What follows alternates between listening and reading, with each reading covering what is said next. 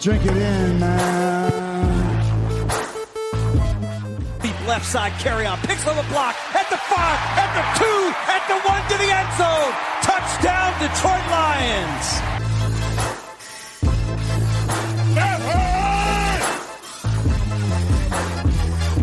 Drink it in, man. Get up, Stafford throws. It is end zone. Caught! Oh, baby, what a catch! Kenny Galladay, you're a freak! What a catch! Touchdown, Detroit Lions!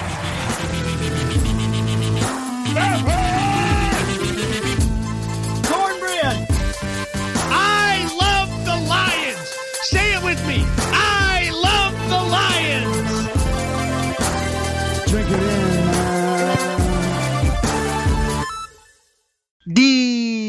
Detroit Koolaid Friday. We're drinking it in as we always do on the Detroit Koolaid Cast. This is your boy Derek Okrie at Derek Okrie. That's spelled DEREK OKRIE on Twitter. Please give me a follow. Please check that out because I'm always tweeting out Lions, and free agency is in full swing. We talked about it on our Wednesday show.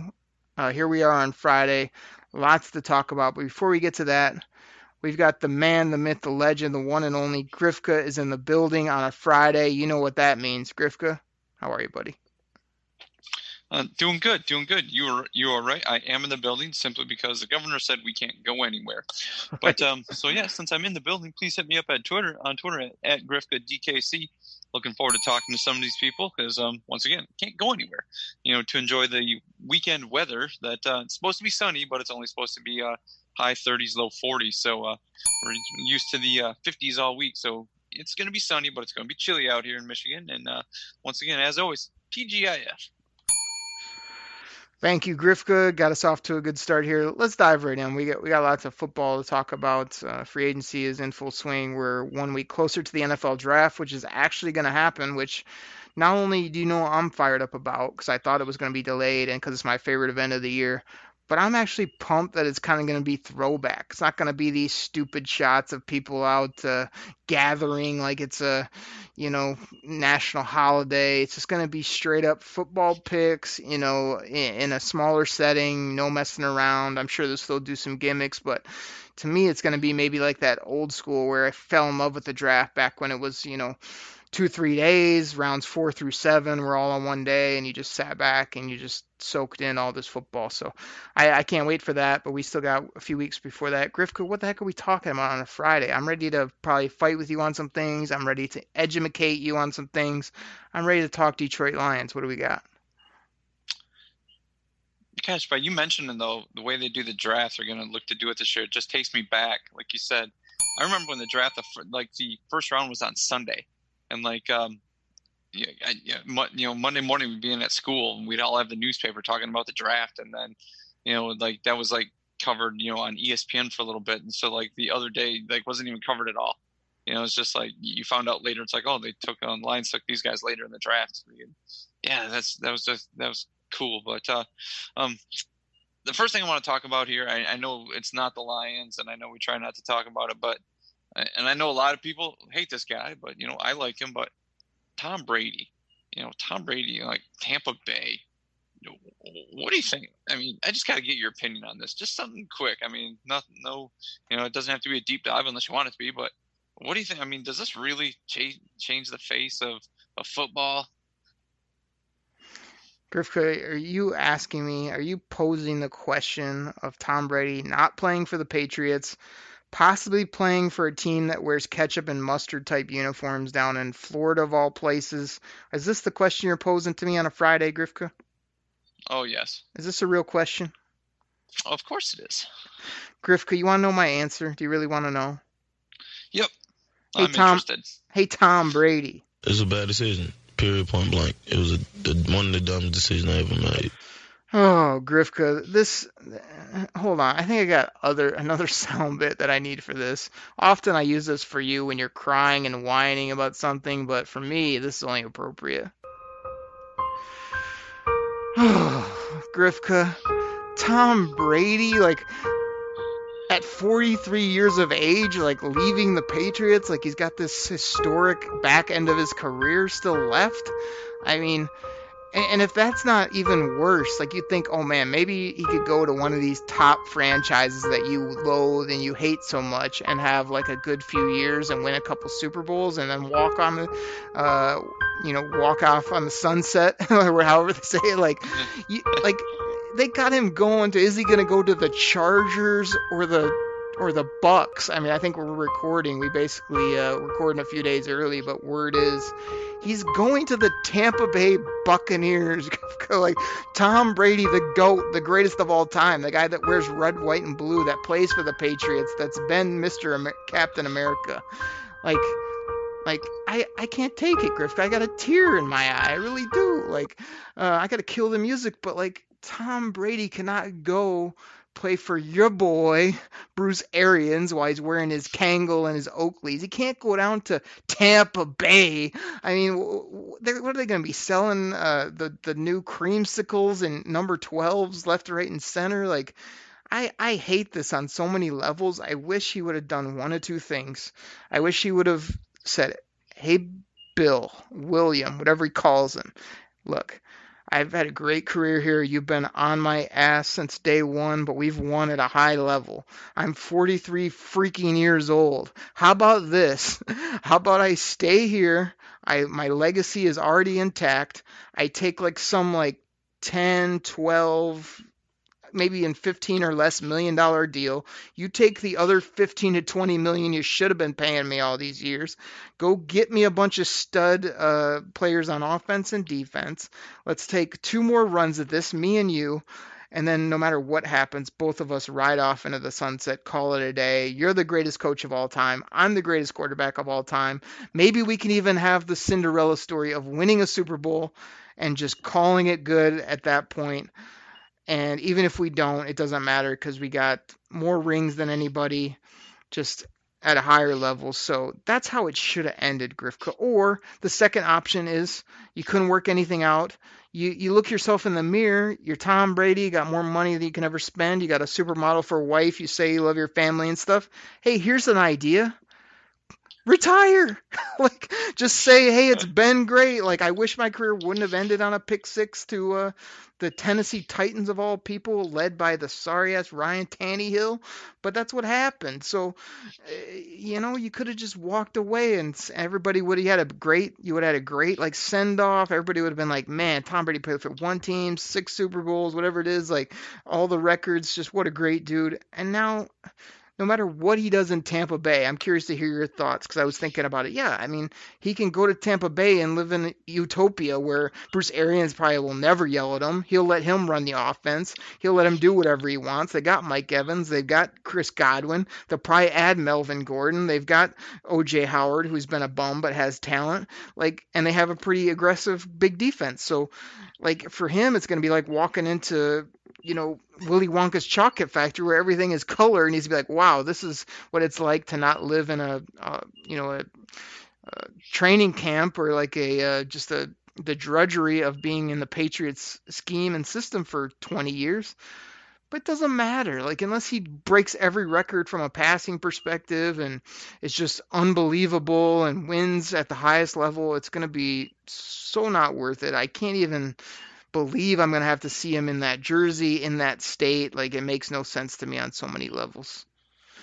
I think the biggest thing of this is it comes down to, like you said, he wants to look at yourself in the mirror and realize, I got all this, man, you should just walk away without really tainting my legacy.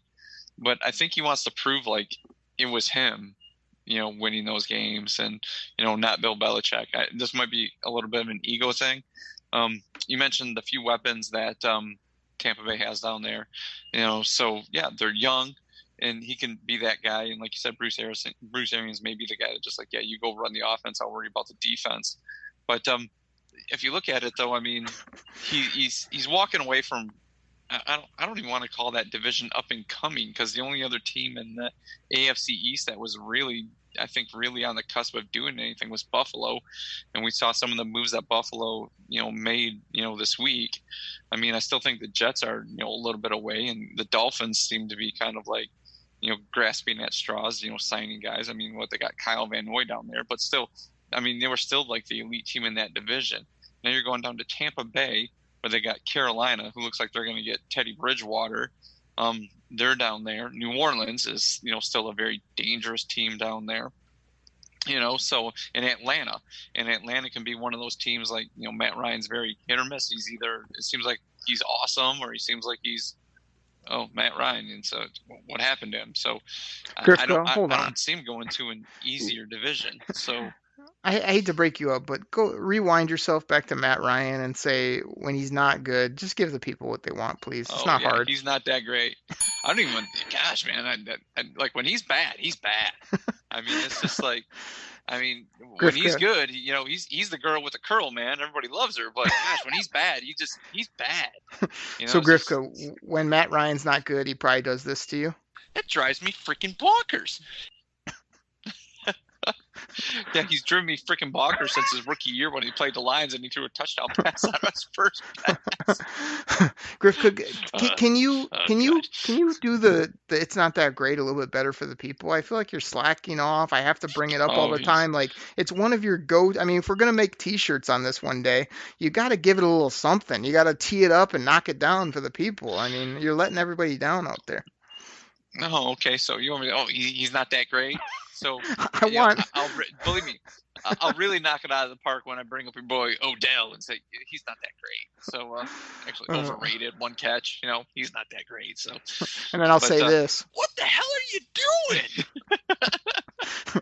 doing? Go ahead, finish your point, and then let's keep it moving because I'm getting sad again here in Tom Brady and Tampa Bay, and then you justify, and then you saying like Bruce Arians is gonna work on the defense. Bruce Arians knows nothing about defense. He knows nothing about anything. He's an offensive guy. He's a guy that thinks he's still 30 years old, but he's like 60 some.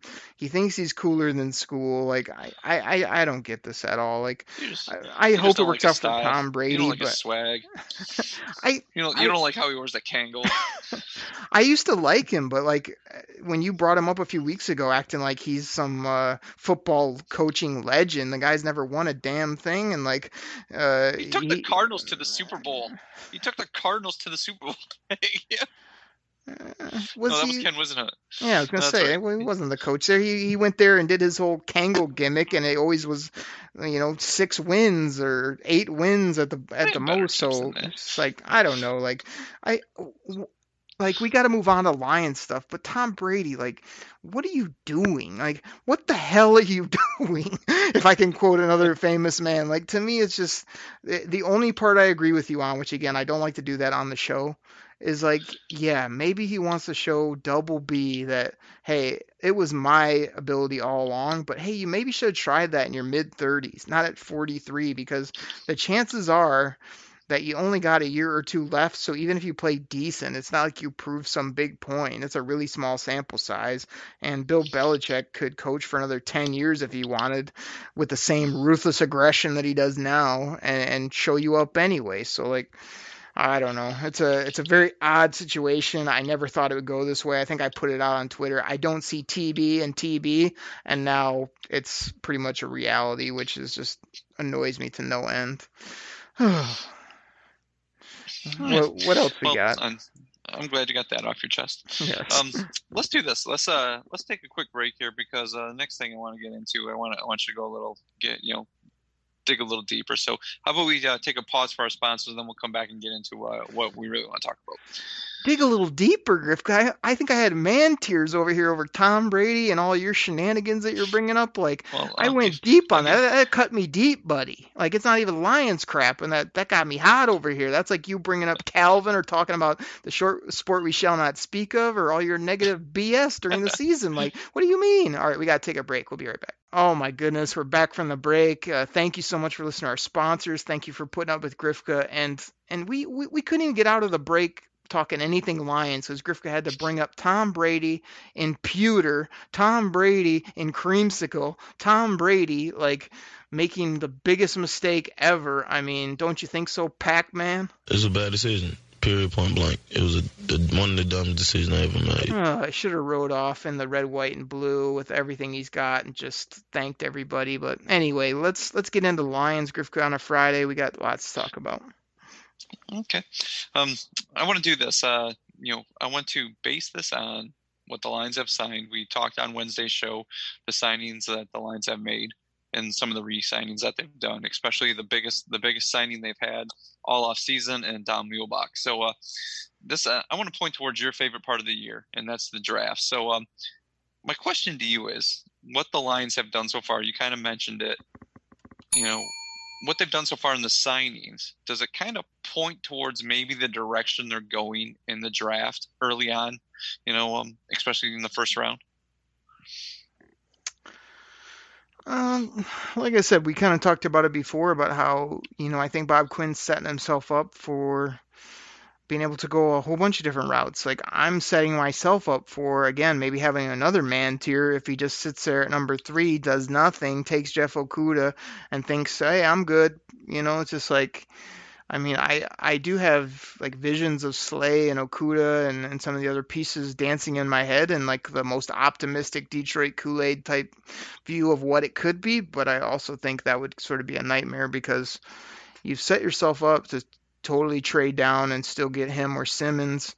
So I think what they've done is just sort of protect themselves. I don't think they've really tipped their hand. I heard a lot of people today. This is what frustrates me, Griff. I try to not blow up too much on the show, but I have to hear these people act like because we brought in Chase Daniel and because we haven't said, yeah, we might trade Matt Stafford. I don't know, what he's got to prove himself, that we're not still dangling that we might take a quarterback, because it's not about dangling that you're going to take a quarterback. We've been over this. It's about telling all teams below that we're trading with somebody, whether it be Miami, Carolina, the Colts, the Raiders. Somebody's coming up to 3. Is it going to be you or is it not? That's the game you play. And so I don't have any issue with the Lions coming out and saying Matt Stafford's our quarterback. I got no issues with them bringing in a backup. But I will have an issue if on draft night, when the Lions go on the clock, we do not hear the words, we have a trade, and it's the Lions moving down to 5, 7, 8, 6, whatever it may be, maybe even all the way down into the mid-teens. I even threw out the option on Twitter, hey, we always get all this BS about the Lions only dealing with the Patriots. Like, the Patriots don't have a quarterback now, so what if we let them trade all the way up? We traded down to 23. We got a boatload of second, third rounders, future first rounders, whatever it is. We loaded up in that sense, and you're still going to get a great football player at 23. Are you going to get some of these people that everybody has highlighted for this season? No, but I'm definitely not a proponent of this big drop-off. I don't know, where do you start the drop-off again, Grifka, after the 3rd or 4th pick? But I feel like there's not a huge difference from 7, 8, 9 down into the mid-20s. The only difference is you pay them less, and you have more flexibility when you move down, because now you're not stuck on these quote-unquote top guys. You just let the board fall to you and then take the best player that you probably, wow, I had no idea this guy would be here at 23 or at 19, or if we were able to trade with the Dolphins, you trade down to 5 and get 26, then you just play the value game, and that's what I'm all about. So no, I don't think anything they've done has really tipped it. I'm just really nervous that they might go super simple and sit there, pick, and say, yep, we're good. We got the corner. We got Isaiah Simmons, and think they're ready to roll. And gosh, this football team, as much as I drink that Detroit Kool-Aid, I still feel like they need lots of upgrades and lots of explosive players to take that next step next year. So, with even the signing of Jamie Collins, you still believe Isaiah Simmons is on the board for them, in play? I don't know exactly where he would play. He's pretty versatile, but still, I know a lot of people have seen his film, and it's one of those things, he moves so well that you might think he might be one of those smaller linebackers, but he's pretty much the same size as Christian Jones, only a lot faster and better. So, but do you think Simmons is still in play for these guys, even though they signed Jamie Collins and release or trade Kennard? Yeah, I hope so. I think if you're sticking up there at the top, the more obvious answers are Jeff Okudah first. I think the Lions probably do have a pretty big man crush on a Derek Brown type, just because he's big, he's physical, he can move, he's got the long arms, he's got ability to kind of push the pocket, dominate the middle of the defensive line. But man, Grifka, I know you don't listen to all my different content I pump out, but like I've absolutely fallen in love with Isaiah Simmons as a football player, top to bottom. He had an interview recently where he said every week with Clemson, he would learn 6, 7 plus positions. He knew everything everybody was going to do on the football field. He said it is not hard to play football when you know what's going to happen before it happens. He's a leader. He's a captain. He's big. He ran like a 4.39 at his size, which is sick. People are calling him like a safety where he'd play a hang safety like Tavon Wilson. I literally would take Isaiah Simmons and teach him how to blitz off the edge, play the middle of our defense, guard tight ends, guard running backs. But I basically say, hey, Isaiah, when you're out there, you're going to learn under Jamie Collins and other people, but we're going to put you out there and you're going to basically cover from sideline to sideline, right in the middle of our defense, all over the field. I want you to be a playmaker. And because of his versatility and his leadership, there's no way that I would be marking him off. And I think the biggest thing that happened was when they got rid of Kennard, because they were a bit log jammed. When you get rid of him, you're basically like putting Collins, to vie, and as much as you hate it, Jared Davis and Jones is kind of your top 4, but the only person that can do anything close to what Simmons can do is Jamie Collins, who we talked about as 30 years old and kind of on the back end of his career. So yeah, you definitely can't look past him, but I'm not opposed to trading down, and Kinlaw is still definitely on my radar. There's a few other players I really like kind of in that middle part, anywhere from 12 down to like 20-ish, in that range, that I think there's like a handful of good football players there that I would take. So yeah, I think you got to go in with all options open, and also finally play the board. Don't let the board play you. Don't just sit and pick. Don't just close the phones off, take every phone call, and also be able to negotiate. Like, they might not give you your dream offer, but make a deal to move down, because there's nobody you need. Like, even if you miss out on Okudah, there's good corners in the second and third rounds that you could bring in if you're not getting rid of Darius Slay, that could complement him and could also let AO develop a little bit more. So to go in the draft thinking like, well, if I don't get Isaiah Simmons, like there's no way to put together a draft, is going to be a mistake. And again, as much as I like Derek Brown, I think he's on my bottom of my list now. Is like, I only want him if you're trading down to 7 to 12 range and he's still on the board, then yeah, take him. But I don't want him necessarily up anywhere in the top 5, 6, 7, if I had my choice. So that's my answer, man. Isaiah Simmons is my guy. He's probably my favorite player in the draft, my favorite player to come around in a while, just because of his size, length, versatility, leadership, and speed and ability. Okay. Now, I saw your tweet earlier in reference to Grifka, why can't you give me a like on Twitter? Like, the only things you do is sometimes retweet the show, because I'll yell at you if you don't. Can you like my stuff? Can you share it? Can you help a brother out? I mean, if you ever put anything good up, I would probably do that for you, but you never give me any love on Twitter. Let me do that right now, just to make you feel better. There you go. Oh, wow. Thank you. Go, Grifka's first ever thing that he supports me on online, where I could put out the greatest take ever, and he just looks right past it and just goes and talks to Frank Ribble or something. Come on, man. That's because Frank will give me 4 wows. We're supposed to be a team. What'd you say? Frank Ribble wasn't giving you one of these. These are only reserved for my tweets. Wow! Wow! Wow! Wow! Grifka, I get the Frank quad wow on every one of my tweets. You get about 1/10 of a Frank wow. I mean, and like I say, you put something good up, man, I'd be the first one to hit that like button, retweet, send you something. Nothing from you, ever. Okay. Oh, yeah. Anyways, talking about your, Brady moving on to Tampa Bay, would the Lions, Grifka, trade down with New England? Why are you going to bring this up again? I've had enough of Tom Brady. Like, you're hurting my heart here. This is my guy, and now he's down there in ketchup and mustard with Tampa Bay. Here, I'm going to play with your emotions. So what if the Lions were to trade for the most overrated wide receiver in all-time, ODB, with his one catch? You think he'd be able to make one catch for Detroit ever without running his mouth and, hanging out on a party boat with the rest of the wide receivers right before a playoff game? You think he would do that? Don't answer that question, because I really don't care, because I sure hope Odell never comes here. Odell in Detroit. Woo! Yeah. That's what they're saying. As they're beating him up, baby! punching him in the face, taking his candy. He's walking down Woodward. You'd probably hear a lot of this if Odell was in Detroit. Touchdown,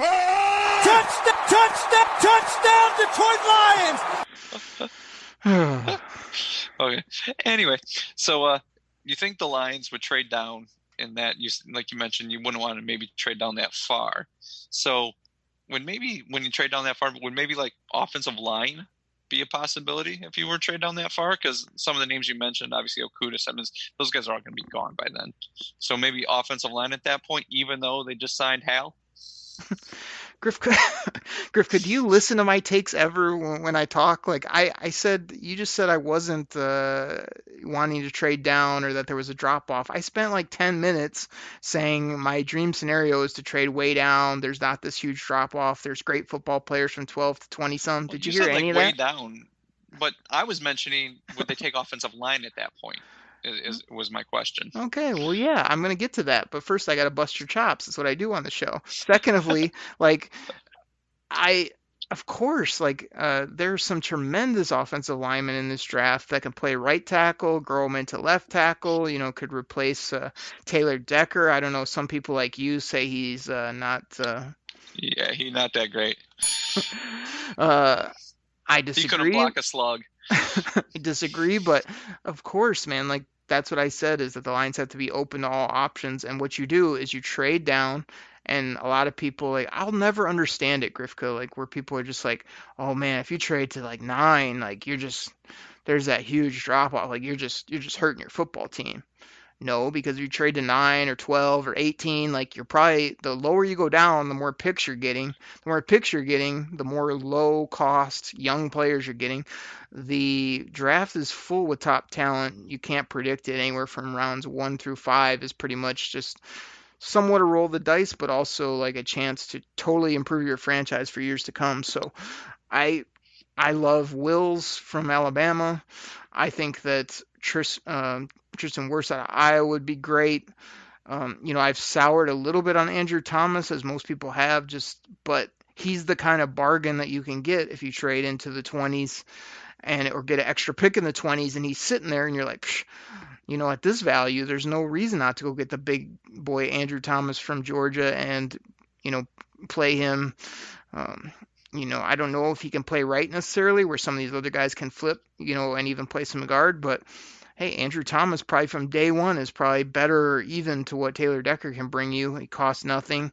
And, it's just that mammoth type guy that we'd want on that side. So, yeah, I'm all about it. My problem is that Bob Quinn has spent 5 years now trying to retool the offensive line. He spent a bunch of money. He's drafted a bunch of players, and we're sitting here 5 years later saying, all right, we got to have a future stalwart left tackle. We need a left guard. We need a right guard, and we need a right tackle, basically.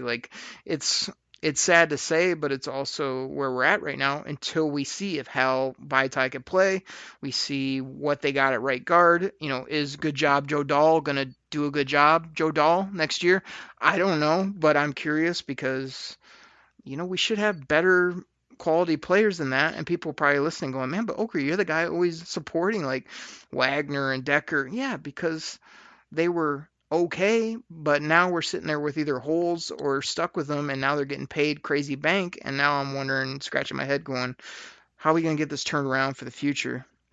And I don't know. I don't have all the answers, but I definitely know in the first and even in the second round, I'm totally keep my ears and options open to Josh Jones, to some of these guys that are going to fall in that range. It's you gotta have those on your radar now, because you basically got to retool this on the fly. And it's going to be, you're going to really need to see some mastery work, or Hal Vaitai is going to have to be incredible. One or both of those are going to have to happen. So absolutely, Griff. All options are open in the draft. You know that with me. Okay. One quick question, or one last question to finish up, just a quick answer out of you. So based on what the Lions have signed, they got Nick Williams. If they stay where they're at, or maybe even trade down a little bit and get, like you said, Isaiah Simmons, Jeff Okudah, somebody like that, does defensive tackle become a must in the second round? I mean, nothing's a must because it all depends how it falls. But Ross Blacklock from TCU has been the hot name with the Lions, where everybody's saying anywhere from low first round to upper second round is where that kid could go. You know who I've fallen in love with, Grifka? This guy's actually, besides Isaiah Simmons, I've put it on my other shows that you don't listen to. You can Is check it Jeremy Chin? I like Jeremy Chin. Yeah, he's grown on me as well. I don't like him just because of his name, like some people. But he'll hit you in the chin. But I think he could be a good football player. But like I said, if you'd listen to, I don't know, Believe in Lions on the Believe Podcast Network, or maybe when I talk on this show, you would hear that, like, my other draft crush right now is Marlon Davidson out of Auburn. This guy's more of an edge player, but he's a big edge. He's like 300 some pounds, 290, whatever he's going to end up being, 6'5"-ish. He's just a mammoth guy with great bend and ability, stout as well, and has a great personality. Seems like I don't know, like before you could get him in the third, fourth round in some of the mocks I'm doing. Now I see him up in the early second, even like low first, mid second, wherever it is. I would love it if they, traded back and got Derek Brown and then combo mealed him with a Marlon Davidson. Oh, baby. But, there's going to be some good defensive tackles, or you can wait for your favorite name and mine, one of my favorites in the draft as well, Leaky Fotu out of Utah. You could get him probably in the third, fourth round. So don't ever peg yourself, Griff. I know I got to help you out on the show all the time, but you never go into a round saying, in the first 2 rounds, I got to get this. What you do is you sort of let everything fall and then say, all right, who's the best player at a position of need, and maybe a player that I can't wait on or that I can't believe is here, and you take that guy, and then you do that throughout the rounds, and probably by the end you're sitting there going, wow, look at all these players we got at good value, and that filled needs and that fit the scheme. Those are the 3 key things you have to do. So lots of good defensive tackles, offensive linemen, corners, wide receivers. I would wait till the 5th. I'm waiting till the 4th or 6th round, Griff, before I take a wide receiver or running back. That's the only thing I put a peg on. And the only reason I do that is because it's way too tempting with some of this talent in this first, second, or third round. You're gonna see players there. There's, he'd be explosive. Oh, he'd be a great running back. Oh, there's that over the top receiver. I've told myself mentally, wait, and then wait some more, because there's so many good ones out there that you can get that value later. So play the board, Grifka, play the board. One of these days you'll get it. Okay. Good stuff, Derek. I really enjoy listening to your takes on that. I'm well schooled. I'm homeschooled because, once again, the governor said I can't go nowhere, so I appreciate that. Grifka, the question is, do you agree with me? Yeah, I agree with you.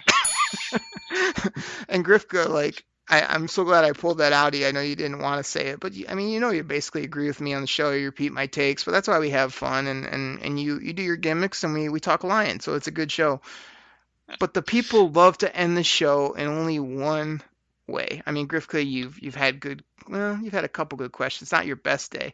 We had a good show on Wednesday, but what they really want to know is this the show? Is this the moment? Is this the time? Is this the one time since we've started the show where you answer the question that they're all waiting for, which is, do you have anything else for the people?